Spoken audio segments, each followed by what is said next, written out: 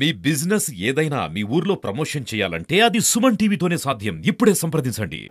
ఈ రోజు ఉదయం నుంచి 5 జిల్లాల ప్రాంతీయ సమావేశం ధాన్యం కొనుగోలు సమీక్షించడానికి ఖరీఫ్ 2025లో పౌర సరఫరాల సంస్థ నుంచి మేము చేపట్టే కార్యక్రమాలు క్షేత్రస్థాయిలో ఇతర డిపార్ట్మెంట్లు, వ్యవసాయ department, cooperative department, marketing department, దానికి సంబంధించిన జిల్లా జాయింట్ కలెక్టర్లు, మా డిపార్ట్మెంట్ అధికారులు, మా ఎండి గారు మాన్జీర్ గారు, చైర్మన్ గారు సుధీర్ గారు, వీళ్ళ సమక్షంలో కాకినాడ, తూర్పుగోదావరి జిల్లా, పశ్చిమ గోదావరి జిల్లా, ఏలూరు, డాక్టర్ బిఆర్ అంబేద్కర్ కోనసీమ జిల్లా నుంచి అనేక మందితోటి మేము ఉదయం నుంచి సమీక్షా సమావేశాలు నిర్వహించాం.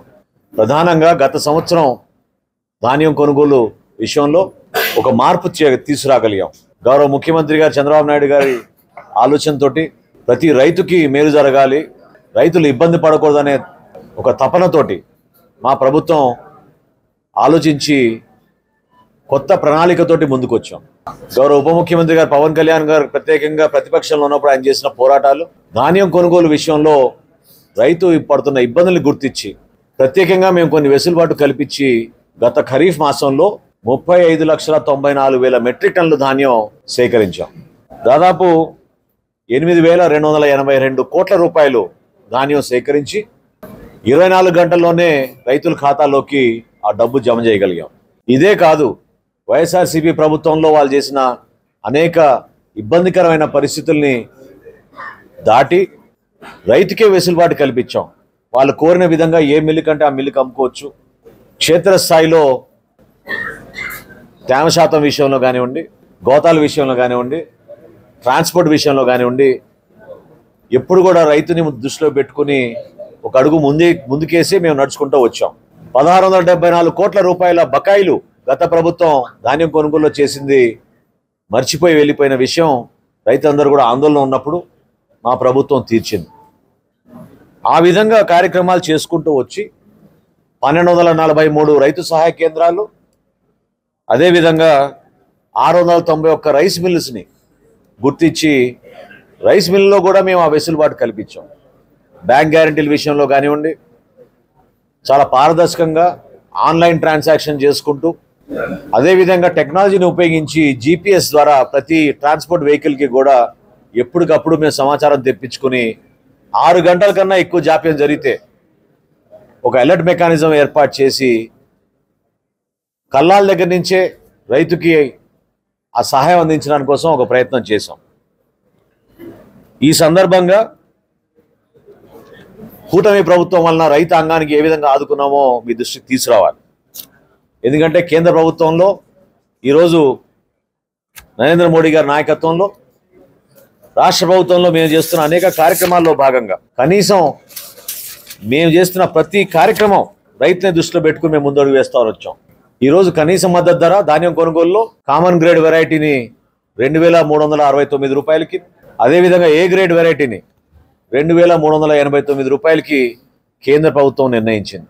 వాటితో పాటు ఒక సింప్లిఫైడ్ అప్రోచ్, అంటే సామాన్య రైతు కూడా అధికార యంత్రాంగంతో సంబంధం లేకుండా నేరుగా ట్రాన్సాక్షన్ చేసుకునే విధంగా వాట్సాప్ ద్వారా మేము రైతుకు ఆ వెసులుబాటు కల్పించాం. తన పంట ఎంత ఉందో, ఎన్ని బస్తాలు అమ్మాలనుకున్నారో, ఏ మిల్లుకి అమ్మాలనుకున్నారో దానికి ఇమీడియట్గా ఆ ట్రక్ షీట్ జనరేట్ అయ్యేటట్టు వాట్సాప్ ద్వారా మా అధికార యంత్రాంగం మేమందరం కలిసి ఈ కార్యక్రమాన్ని ముందు తీసుకొచ్చాం. మేము అందించిన ఆ ధాన్యాన్ని రైతులు మాతో వేసిన ప్రతి అడుగులో కూడా మన రాష్ట్రాన్ని భవిష్యత్తులో దృష్టిలో పెట్టుకుని ముందడుగేసాం.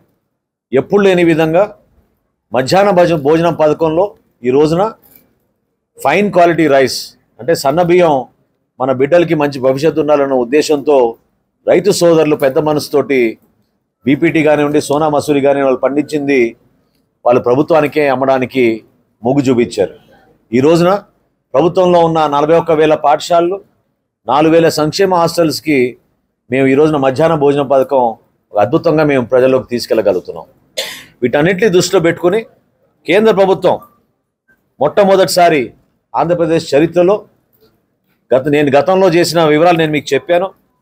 35,94,000 మెట్రిక్ టన్నులు ఖరీఫ్ మాసంలో గత సంవత్సరం మన కూటమి ప్రభుత్వం వచ్చినాక చేస్తే వైఎస్ఆర్సీపీ ప్రభుత్వం 2023-24లో ఎన్నికల సమయంలో కూడా వాళ్ళు చేసింది కేవలం 29 లక్షల మెట్రిక్ టన్నులు.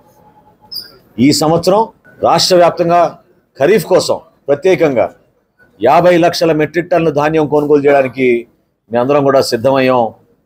క్షేత్రస్థాయిలో ఉన్న యంత్రాంగం, జిల్లా స్థాయిలోనూ రాష్ట్ర స్థాయిలోనూ కూడా ఎక్కడ కూడా ఈ పొరపాటు జరగకుండా ఒక మంచి కార్యక్రమం తీసుకెళ్ళడానికి అన్ని విధాలుగా సిద్ధమవుతున్నాం. 11,852 కోట్ల రూపాయల ధాన్యం ఒక్క ఖరీఫ్లోనే కొనడానికి మేము సిద్ధమయ్యాం. అంటే దాదాపు గత సంవత్సరంతో పోల్చుకుంటే 3,570 కోట్ల రూపాయలు అదనంగా మేము కొనుగోలు చేస్తున్నాం. ఈ ఉభయ గోదావరి జిల్లాలు ఉమ్మడిగా ఉన్న జిల్లాలు వివరాలు తీసుకుంటే గత సంవత్సరం కన్నా 5 లక్షల మెట్రిక్ టన్నులు అదనంగా ఈ 2 జిల్లాల్లో కూడా మేము కొనుగోలు చేయడానికి సిద్ధమయ్యాం.